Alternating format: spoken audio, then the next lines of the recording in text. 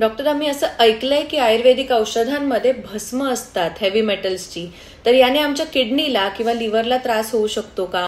अशा प्रकारचे प्रश्न मला जवळपास रोज ओपीडी मध्ये विचारले जातात. तर आजचा रंग जो करडा आहे त्याला प्रतिकात्मक धरून आपण आज भस्मांबद्दल बोलूया.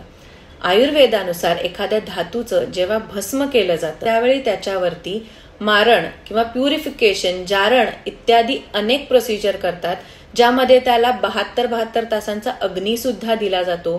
त्यावरती त्यांना काही काढ्यांमध्ये शिजवलं जातं आणि अशा प्रकारे जे रेडी झालेलं भस्म आहे त्याचं पहिलं स्टँडर्डायझेशन किंवा मानकीकरण हे असतं की ते वारी तरत्व, म्हणजे पाण्यावरती ते भस्म तरंगलं पाहिजे आणि जर ते तरंगत असेल तरच त्याला आम्ही औषधांमध्ये वापरतो. तर एवढ्या हलक्या अशा स्वरूपाचं जे भस्म तयार झालंय ते आपले उत्तमोत्तम गुण त्या औषधामध्ये इम्पार्ट करणार आहे, ना की त्याचं जडत्व.